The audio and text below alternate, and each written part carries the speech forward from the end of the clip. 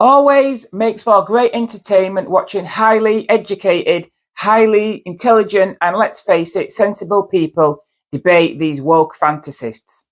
In this debate, we'll see the brilliant Canadian professor of politics from Birkbeck University of London, Eric Kaufman, utterly humiliate this woke activist in a debate about whether nations need borders or not.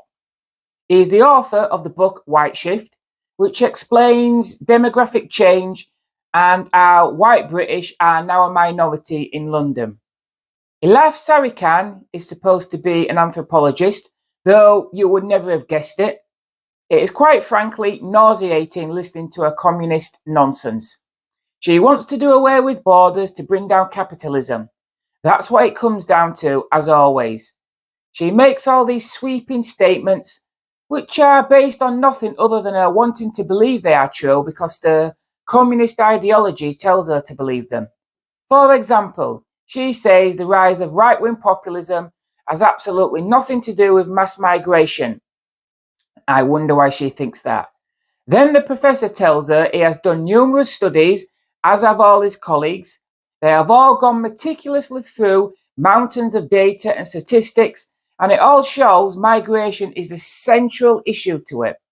Then he calmly informs her she simply doesn't know what she's talking about.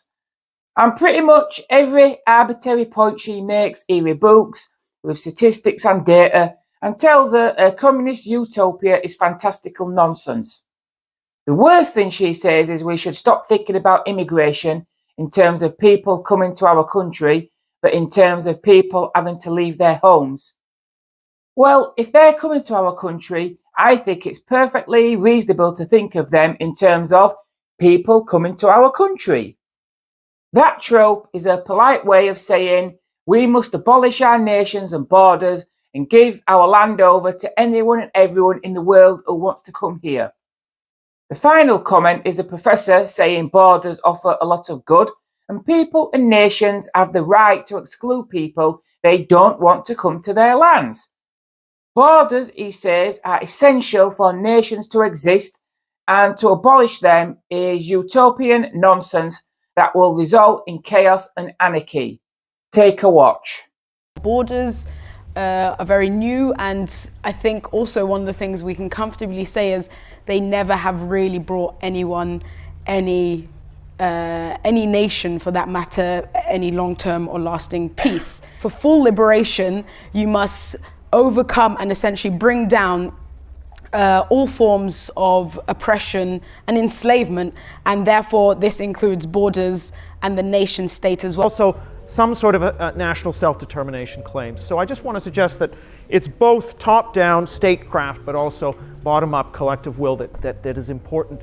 I would also say that once the national boundaries crystallize in the modern nation state, and this is taught to the population through the media, mass education, mass literacy, you get a large-scale attachment to national borders in the population. And once that occurs, borders actually become real for a lot of people. National identities for many people are very important. And as Michael Walzer, the political theorist, says, you cannot have you can't have communities without boundaries. So I'm afraid that boundaries are part of what it means to be a nation.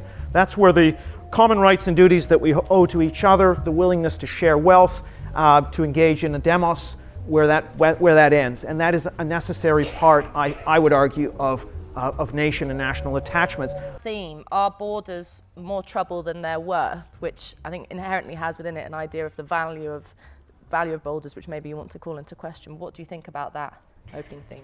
I mean, the short answer is yes, but when we talk about, I think we really get into ideological territory when we start equating national identity or belonging with boundaries and borders. One of the things that you see is literally in one place, that there's Kurds, Arabs, Assyrians, Turkmens, Syriacs, so many different people who live in one place, and every single one of those people also historically come from that place. So where do you draw the boundaries and where do you draw the borders without without then those borders yet again creating the oppression or the denial of a particular people. Really important to not equate national identity freedom with borders, because does every single person who has, who is of English heritage, from like hundreds of years, are they happy with their lives in England? No, they're not, right? And I think I just want to make a quick point about immigration, because I am the child of Kurdish migrants who came to this country for political reasons and so on. And I think we just need to stop talking about immigration as the reason why the far right has risen, because we need to start talking about immigration not as people wanting to come to us, but people having to leave their homes. So we can't talk about controlling immigration while we're also filling the pockets and filling the arms stock of those countries who are forcing these people to leave in the first place. Okay, thank you. Eric, I think maybe you can pick up on something from that, but also this idea that if borders are more trouble than they're worth, I mean, once you draw a line in the land, then it immediately creates the need to protect that border, to police that border. It creates the idea of immigrants. How do you get around that? Well, yeah, I mean, I guess I would contest this idea that somehow, Kurdistan, for example, without a border, you would have, you'd have the Syrian army, you'd have the Iraqi army coming in. I mean, the idea that you don't need a border to protect you, I think, is not correct. I mean, of course, you could have a federal arrangement, but there still has to be some idea of boundedness. Without that, you get anarchy. And we know as the shift from effectively hunter-gatherer societies, I mean, Jared Diamond talks about this, Steven Pinker, in his book, The Better Angels of Our Nature, as we move from that hunter-gatherer world, which is very anarchic, to the world of empires, however oppressive, your chance of meeting a violent death drops tenfold. It's not to say these oppressive empires like the Sumerians were great, but they brought a pacification. So you need to have those borders to have a pacified system, or you have anarchy, as Hobbes tells us. Now, in terms of migration, no one's saying, well, look, I mean, it's a question of levels. It's a question of meeting in the middle. There are, according to the Gallup World Poll, some 700 million people who want to emigrate, mostly to a small number of Western countries. So there has to be immigration control. I think it's fanciful to imagine otherwise. So there will be borders. It's just a question of how intelligently you can manage the flow. And I think in terms of the populist right, I've looked at survey data pretty intensively from the US, from Europe, from Britain.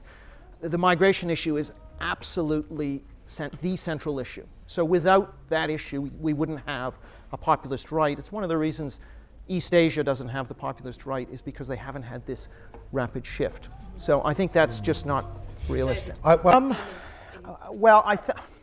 I think this is part of the sort of direction of liberal and progressive discourse to sort of unearth I think it's a very partial reading of history. These atrocities did take place, but of course atrocities have taken place. I mean, if you think about the United States, yes, they acquired Mexican land, but now the Mexicans, of course, conquered it from the Aztecs.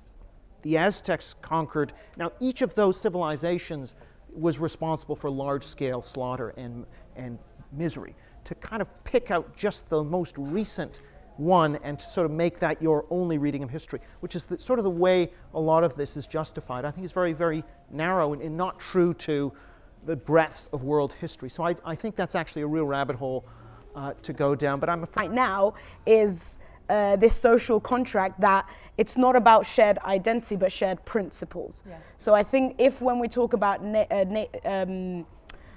society, we start talking more about on the terms of shared principles and therefore like social contracts. I think we can probably start building a more inclusive and plural world. Well, I want to move on to the last question, because which is, could we do without borders? And Eric Elif has just described to us what sounds to me like quite a forward-looking idea of how you would organise a society, what actually makes the idea of borders and nation states sound kind of old-fashioned.